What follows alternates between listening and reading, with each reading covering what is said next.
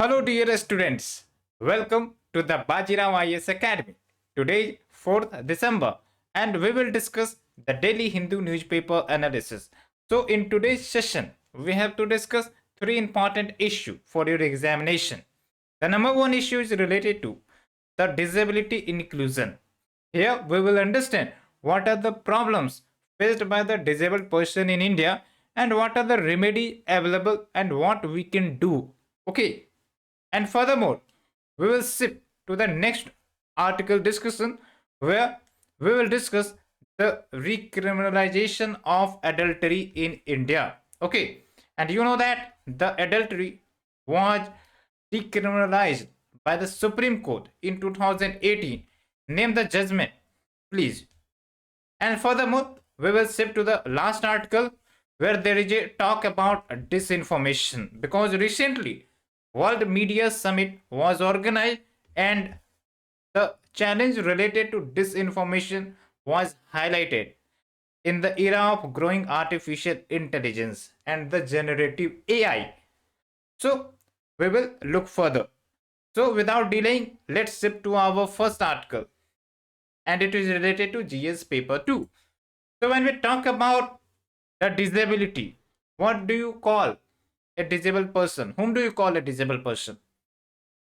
The person who are facing either physical barrier or the mental barrier or the social barrier. Okay, and they can be called a disabled person like you are seeing in this image. Okay, but do you know some facts that globally 1.3 billion people, that means 130 crore people, that is about the population of India, they are living with some form of disability. Okay, and from this, about 80% living in the developing nation. That means the developing nation have more issue related to the disabled person. Okay, they are facing more issue, and out of that 70% they are living in rural area. That means if the government want to reform, want to ensure that these people should be inclusive, so there is a need to address at the rural level, and also there is a need to reform in the problems faced by these people. Okay, so what are the challenge faced by these people? Like unemployment challenge, because when we talk about normal person, they can get job. Okay, but when we talk about these people, there are challenge faced by these people for getting the jobs, and if there are challenge for getting the job, that means their livelihood will be affected. And not only livelihood, the livelihood is related to the health, the poverty. Okay, so there are many challenges that are faced by these people. Okay, hence there is a need to ensure that they should be inclusive. And when we talk about India, so you can quote the census 2011 data here. It is that 26.8 million persons have disability or facing disability in India. That is about 2.21% population of the total population in India. Okay, so there is a need to have a inclusion in terms of their employment, inclusion in terms of their accessibility to education, inclusion in terms of their accessibility to infrastructure, along with affordability. Okay, otherwise discrimination of the people will be going to happen. And when we talk about discrimination, so this discrimination excludes the people. Okay, and the disabled person faces exclusion like you are seeing the image here. Okay, these are the people, they are enjoying, they are cooperating with each other, but this person is sidelined here. Okay, and in the real picture these type of discrimination is visible. Okay, and you can observe that in a private company, okay, there is very less chance that they will recruit the disabled people. Okay, so that's the issue, and hence we need to ensure that the disabled person should be more inclusive. So there is a need to government to act. Okay. And when we talk about if the disabled person is promoted or making them inclusive in every sector of the economy, or making them societally acceptable, so there is a chance that it can boost the global GDP between 3 to 7%. Okay. And if we are not able to do so, that means we are not following the United Nations Convention on the Rights of Persons with a Disability. Okay. So that's the point. And as we have said you earlier in the first slide, that most of the disabled person they lives in rural area, and in rural area what is the livelihood? The agriculture. Okay. So agriculture is itself facing the challenge from the climate change, you know that. And its impact is related to what, like drought or the flooding. Okay. So this can directly affect their income. Okay.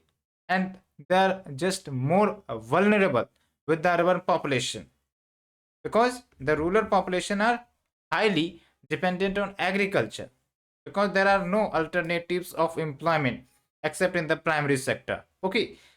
So that's the problem, and hence this can lead to the food insecurity for them, and not only that, the nutritional deficiency. Okay. And this will further affect their productivity. So did government have brought some initiative or incentive or the schemes? Yes, there are lots of schemes put forward by the state government or the central government. Like one we are taking here, Right of Person with Disability Act. It was brought in 2016. Okay. So here there is a talk about reservation in the public employment or reservation in the education. Okay. But you know that the private sector needs to come forward. Okay. Otherwise, depending only on the government for the inclusiveness will not cater the need of these population. Okay. So what were the actions that were taken and what that should be taken? First of all, awareness need to be increased among the people, so that benefits which is given by the government should be transferred to these people. Okay. Along with capacity building of the community leaders, so that they can lead for the development, for the effective participation of these people in every sector of the economy or the social participation. Okay. And make them able to participate in the decision making process as well. And for that, a bottom up approach to the disability inclusion is very crucial. And like we have told you, that the role of private sector is very necessary, because in increasing time, in the present times, the private sector is expanding. Okay. So expansion also ensures that there should be a responsibility among them, that if they hire some people for the job, so they can hire the disabled person as well. Okay. So that responsibility needs to be enhanced. And at the global level, we have the project running on in India with the help of International Labour Organization and International Fund for Agriculture Development, along with the Ministry of Women and Child Development, Maharashtra. Okay. So they are running the Spark project, and here person with disability, they are chosen and they lead, and they are trained as disabled inclusion facilitator. And what is the function of DIF? Like they engage with the community, person with disability, caregivers. Okay. So that the inclusion should happen, and their confidence should be enhanced, and also there is a aid and the support given to the disabled person, so that they can start up companies. Okay. So that's the point. So in conclusion, we can say that the goal of social justice cannot be achieved without the inclusion of person with disability in all spheres of development. So that's the correct point. Okay, because social justice will only be ensured if the justice is delivered to all in every dimension of the society, in the every dimension of the social factors. Okay, and if social justice is not delivered, then how you can say that the sustainable development goals will be achieved?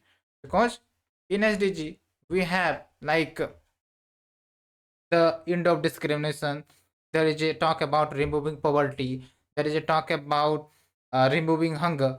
But if each disabled person will remain excluded, so the achievement of the SDG will not be possible. So that's the summary of this article. Now we are shifting to the second article, and second article is related to recriminalizing the adultery. So we will understand what we mean by adultery, but first of all we need to understand the context. So you know that the central government, they proposed replacing the three penal codes, okay, like IPC, CRPC, and Indian Evidence Act with the three new code or the bill, okay. And for the debate and discussion, it was sent to the Parliamentary Standing Committee on Home Affairs so that they can review the upcoming bill, okay, and they can make recommendation. So they submitted the report now, okay. But here they suggested that the adultery should be criminalized, okay. That means it should be made an offense again. And when we talk about adultery, you know that Supreme Court in 2018 in the judgment called Joseph Sign versus Union of India, okay. So here the Supreme Court decriminalized the adultery, okay, which was earlier a crime, which was earlier an offense, but it was decriminalized. So why, despite the Supreme Court's judgment, the Parliamentary Standing Committee on Home Affairs recommended the recriminalization? Okay, and you can also observe that the recommendation is against the Supreme Court's judgment. Okay, so when we talk about adultery, you can understand by an example like suppose there is a marriage couple. This is husband and this is wife. Okay, so if wife makes another sexual relationship with the other person, okay, other than the person's current husband or partner, so that is adultery. So it's like voluntary sexual intercourse between a married person and some other that person's current spouse or partner. So this is the simple thing. Okay.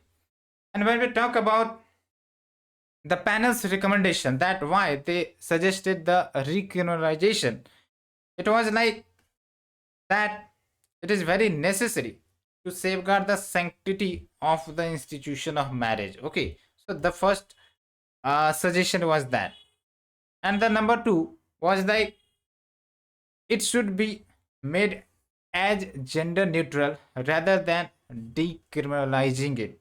Okay, gender neutral means the law will be applicable to both male or the female, that is the husband or the wife, okay, if they have the issue of adultery, okay.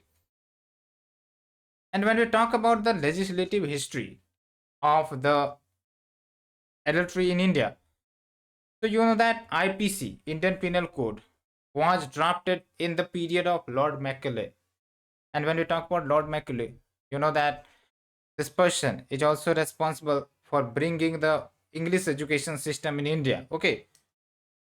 So Lord Macaulay, who drafted the IPC, and he was not in favor to make adultery a penal crime, but the Court of Commissioners, they didn't argue with the Lord Macaulay's suggestion, and hence they penalized or made adultery an offense in the Indian Penal Code. Okay, and when we talk about provision, you can understand here that Section 497 was that provision in the IPC, but it was struck off by the Supreme Court in 2018. Okay, so that's the point. And when we talk about other arguments, like in 1971, the 42nd Law Commission of India report, they also favored criminalization, but they suggested that what the exemption given to the woman from liability. Okay, like if a person, okay, like here, the wife is engaged with the other person in the sexual relationship, so the wife will not be punished, okay, but the other person will be punished. So that's why woman was like immunity, okay, they enjoyed immunity. So that's the point. So here the 42nd Law Commission, they suggested the removal of this exemption, okay. And again in 2003, the Committee on Reforms of the Criminal Justice System, that is also known as Madimat Committee, they also agreed on the points of the 42nd Law Commission, okay. So when we talk about why the earlier law, that means the adultery, that was like a criminal offense, was repealed and decriminalized by the Supreme Court. So remember the judgment, you can quote it in your main answer writing. First of all, it was against the privacy of the marriage, okay. Also, it was not based on the gender neutrality principle. And when we talk about another thing about gender neutrality principle, you can understand that the provision was also not applicable to a married man.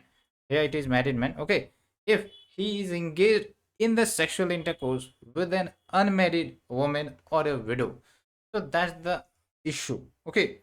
And again, when we talk about section 198 clause 2 of the CRPC, they empower only husband to file complaint for the offense of adultery. So that's was like it was gender biased, okay. So hence it was struck by the Supreme Court, okay. And furthermore, it was against constitutional morality. And when we talk about constitutional morality, it is the moral principle that comes from the principles of the constitution, okay. And there can be a conflict between constitutional morality and the societal morality, because sometimes the societal morality can challenge the constitutional morality, okay. Like we have some societal traditions, okay, customs that can affect the right to equality, okay, that can seems to promote discrimination, but they are still gets accepted in our society. So sometimes the social morality do prevails. But when we talk about adultery, okay, so in the constitution we have a talk about right to equality, okay, gender equality. So that is based on the constitutional morality, and adultery was like criminalizing the adultery was against the constitutional morality, okay. And when we talk about Supreme Court in its judgment argued that section 497 made a husband the licensor of his wife's sexual choice. So overall, the problem with adultery was twofold. Like when it was criminalized, it was on the basis of institution of marriage, because in India the marriage is very sacred, okay. So to maintain the sanctity, so it was criminalized, okay. And the second one, treating women as property, okay. So can such a ruling be overturned? That means, can the recriminalization of adultery will be possible? So when we talk about the Supreme Court judgment, so the Supreme Court in its judgment decriminalized, but the Parliament have the power that they can via legislation recriminalize the adultery. But for that to happen, there is a need from the legislature that they can counter the points given by the Supreme Court regarding the criminalization of the adultery. Okay, so hope you understood this article. Now we are shifting to the next article. Okay, and it is related to GS paper 3. So here, what is the context that recently World Media Summit was organized? Where it was organized? It was organized in the Guangzhou province of China. Okay, and it was fifth. We will discuss about this. Okay, no problem. So there was an important issue which was highlighted in this summit. Remember, this summit is World Media Summit, so it will definitely talk about the concerns arising in the journalism, in the media. Okay, and what the most important concern? The disinformation. Okay, the disinformation being propagated in the world of social media. Okay, and with the introduction of artificial intelligence, the generative AI, the deep fake tech. Okay, so the disinformation is spreading much more and in much bigger dimension. Okay, so there is a need to fight disinformation, and for that, collective actions needs to be taken by the world media as well. They need to get united to address the rising disinformation. So when we talk about what do we mean by disinformation, so they are like spreading the false information voluntarily, okay, with proper intent to harm the fabric of the society or to mislead or to manipulate information. Okay, and in today's world where people are interconnected with the social media and internet, so the spreading of disinformation is very much easy. Okay, but when we talk about misinformation, so it is like giving wrong information. Okay, spreading wrong information, but it is not based on voluntary. Okay, it is not based on intent. So by mistaken I am teaching you something, and let's say some incorrect fact delivered by me to you, so this will be called as misinformation because my intent was not to deliver you the wrong information, but because of tongue slip, maybe the incorrect information delivered to you. So that's the misinformation. And when we talk about disinformation, so here the intent is there to spread the misinformation or the wrong facts. Okay, so that's the bigger challenge of disinformation. Like you are seeing the Israel Hamas war, so deep fake video, and also the edited video was being spreaded in the internet. So that's the example of disinformation as well. Okay, and when we talk about the World Media Summit, so it was first held in 2009, and it is jointly initiated by media organization in India. The Hindu newspaper that we discusses on the daily basis was also a partner. Okay, and in this summit, it highlighted that the traditional news are getting avoided by the people, and the trust in the traditional media, like we are reading newspaper. So you can also understand that if you are UPSC aspirant, maybe you are reading the newspaper, but if you are not, so you will rely mostly on the social media information, the TikTok or the Facebook or Instagram short video. Okay, so that's the trending, and you know that social media and the information given by them may not be correct. The fake information will be there. Okay, so who will ensure that there should be a correct information or not if you are watching the video or the content in the social media? Okay, so that's the point. But when we talk about traditional media, they do give the correct information. They verify from the facts or the data from the government or the website. Okay, so that's the point. But the trend is going in the different direction. Like the Reuters Institute reported that 30% of the people across the global level, they are turning to the social media for the news. Okay, so there are higher chances that people can get misinformed, disinformed, and they can impact the journalism or the traditional media. Okay, and apart from that, there are other challenges like they can drive a distrust in the public institution. Along with, they can generate controversy with respect to the religion, with respect to the caste, with respect to the gender issue. Okay, many more things. And also, fake image, audio, video content is getting viral up in this time, and there is a chance that this can spread the violence as well, the discrimination as well. Okay, so this will be addressed only if the media organization, they should work together to cater these challenge, to cater these emerging challenge, making them sure that people should also turn towards the traditional media. Okay, so there is an innovation needed. Okay, like the content presentation that can attract the viewers, that can attract the readers. Okay, so that's the important thing. And now we have the end of the session, but at the last we discuss the previous year paper. So try to answer by pausing the video, and also please do comment your answer in the chat box so that the other peer group should also get understand from your answer. Okay, and also please do explain about the answer. So if you liked our initiative, please do like, share, subscribe, and comment if you have any doubt in the comment section. Thank you, friends. We will meet again for that, and have a nice day. Thank you.